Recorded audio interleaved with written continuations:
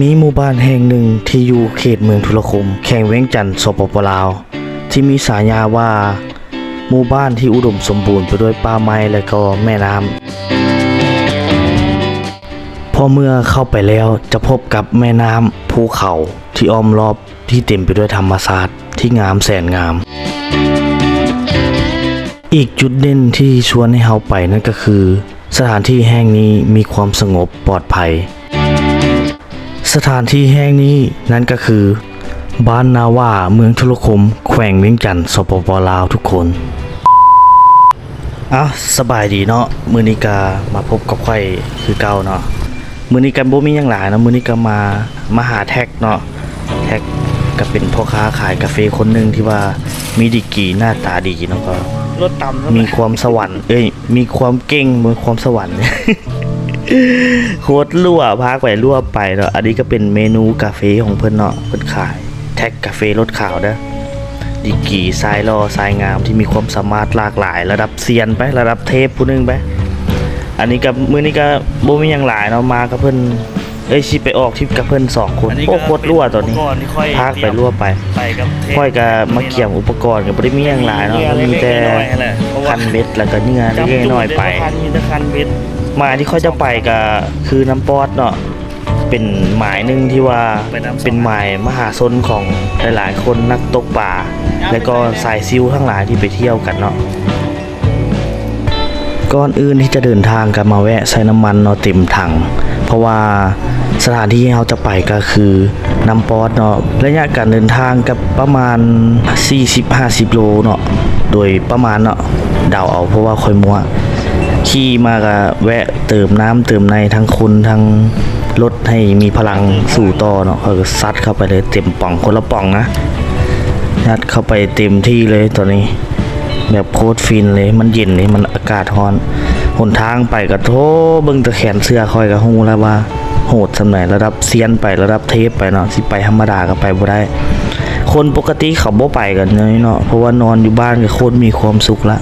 เพิ่นก็ขายกาแฟก็ได้เงินอีกหนห่วยนะเบิ่งค่อยใช้วีซ่าย่อแผ่นดินแป๊บเดียวค่อยฮอดเลย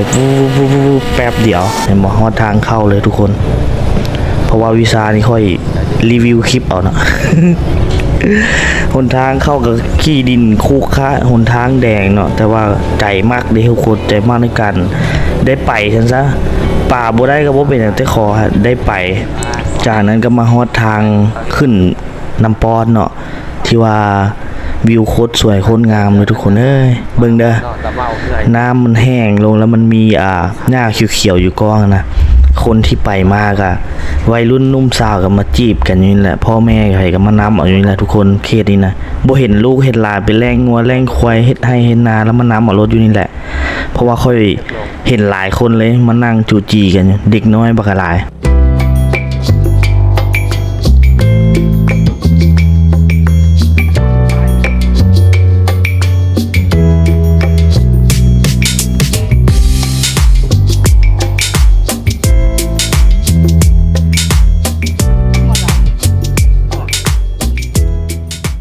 หมายแรกที่เขาจะลงกาน่าจะเป็นบอนิกอนเนาะเพราะว่าแนมมึงวิวหรือก็สุ่มไผ่ที่ว่าน้ำมันท่วมอย่างนะมันก็น่าจะมีป่าสะโดบ่ป่าที่เป็นป่าล่าเนื้อแหละเนาะที่ว่าโหดๆน่ะเขาก็จะลองลงเบิ่งอยู่นี่จักชั่วโมงนึงเนาะเพราะว่าเวลาเขาจำกัดหมายที่เราจะมาล่าสะโดกับป่าทะเลปลาสลามทะเลมีบ่หลังอยู่นี่โคตรใหญ่แต่ว่าแห้งลงหลายเอาเบ็ดมา4 คันตึกคนละ2 คันตึกบ้านเดียว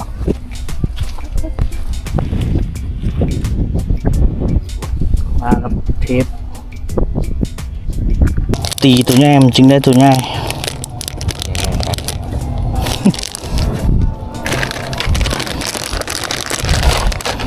เบิ่งตะเนี่ยกิน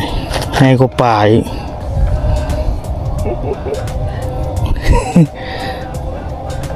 แดงหัวแดงตีนบ่นี่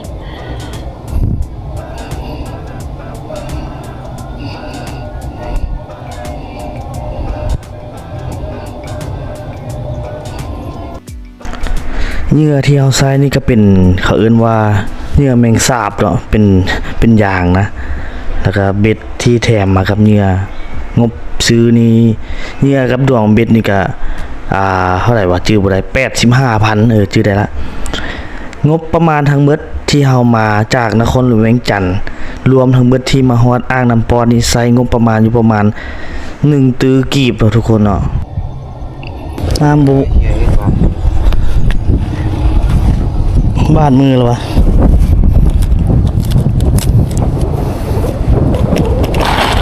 ไปมีทุกบ้านสูบยาก่อนซะสูบตลอดปลอดก็ดีเอาเนาะอันนี้ก็เป็นไม้แรกที่ค่อยเกี่ยมเครื่องเกี่ยมของเรียบร้อยหลังจากนั้นก็ลงมาสัมผัสไม้แรกตีไปโคตรไกลเลยตัวแมงกระซาบยางที่ตีไปกับป่าเนี่ยเขาว่าแมงกระซาบนี่น่าจะใหญ่กว่าป่าเด้อทุกคนแต่ว่าก็บ่เป็นหยังเทื่อลูกผีลูกบ้ายังมาสะดูไส้ละ100 โลมากัดเนาะมึงเด้อเฮาก็อยากได้ตัวใหญ่ไว้ก่อนหั่นนะ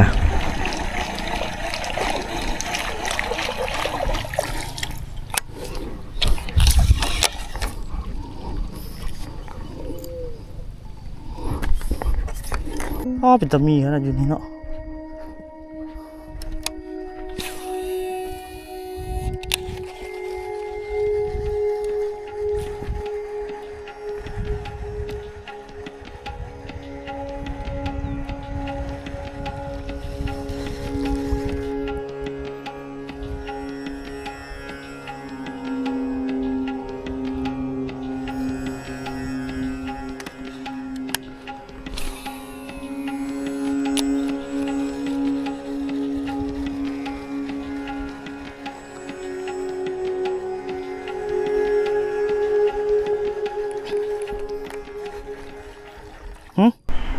การที่เราได้ออกหมายมาตกป่าหรือว่า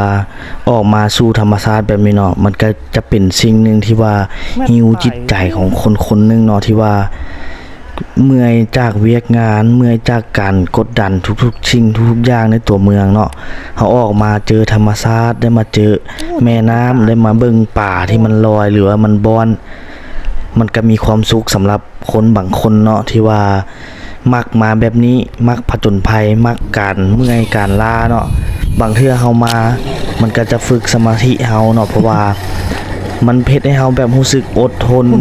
อดกันกับสิ่งที่เฮาเจอเนาะเพราะว่าป่าไว้นี่ก็ได้อยู่ในน้ำช่วยเฮาสิได้โตนึงมันก็บ่ได้แม่นของง่ายมันต้องได้ใช้ความอดทนบ่ว่าจะเป็นสูบรถทั้งเหือแห้งทั้งจิตใจแล้วมันเป็นการฝึกไปในโตเลย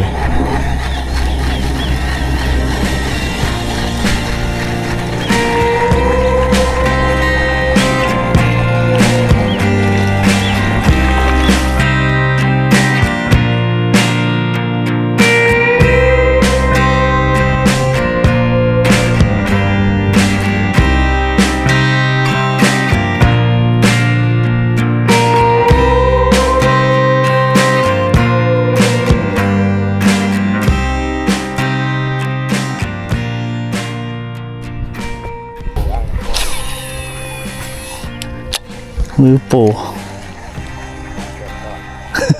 ถือคนตี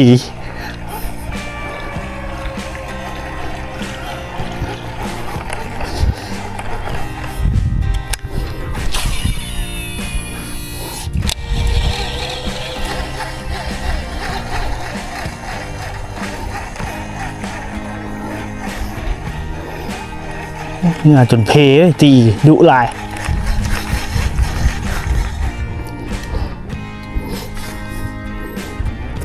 เหงื่อจนขาดเว้ย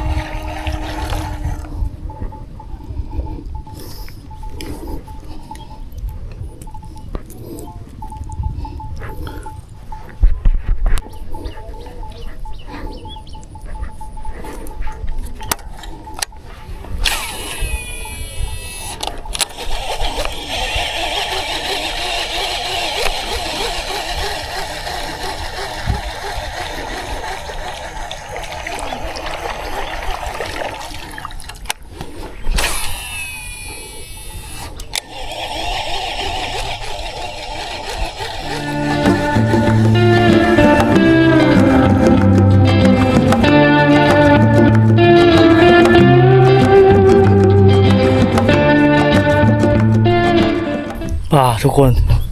ตอนนี้ก็ยังบ่ได้โตเฮ้ยน้ำแห้งลุงหลายป่าจักไปใส่เบิดดับแล้วบ่แท็กกันยังบ่ได้จักโตป่ะนี่เหลือเวลาอีกประมาณชั่วโมงนึงก็ค่ำแล้วนี่ภารกิจยังบ่ได้จักโตป่ะนี่ทุกคน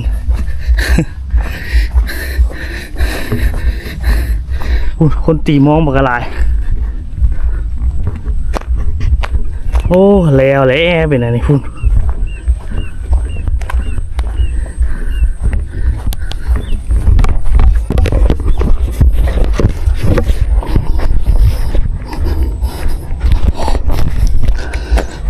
ลองนี้อีกปะนึง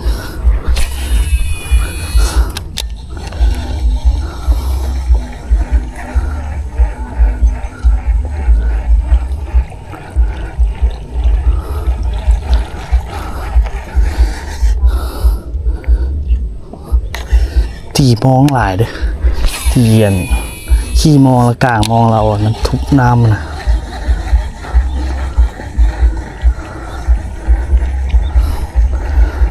ป่ามันก็น่าจะย่าน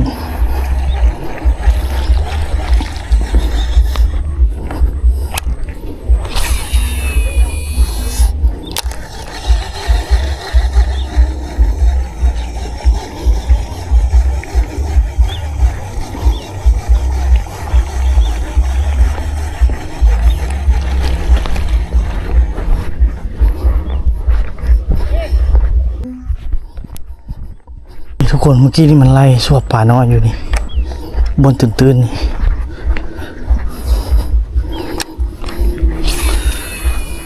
ยากก็จ้าโอ้โห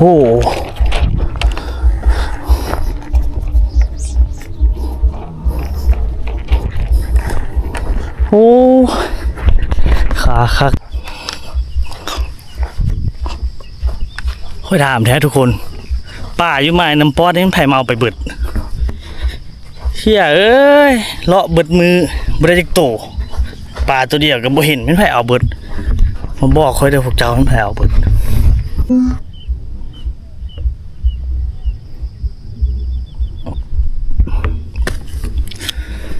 เบ็ดมันบ่กินทุกคนรอบหน้าค่อยมาเขาสิเอาหน้ากากเอาปืนแหลมมาดำเลยวันนี้มันจะกินลูกดอกเดี๋ยวมันต้องกินลูกดอกหมายนี่พุ่นบอลอยู่กลางกูนะ2-3 เมตรบักไก่ตีบอลไก่พดเดี๋ยวมันต้องกินลูกดอกค่อยโอ้อีพีหน้าเรียบร้อยอ้าวโมเมนต์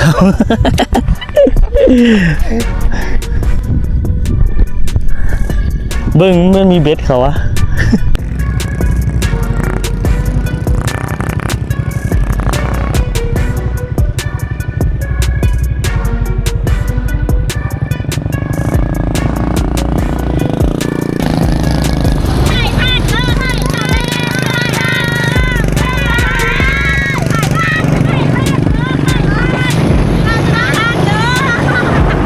เอาเนาะทุกคนตอนนี้ก็เป็นเวลา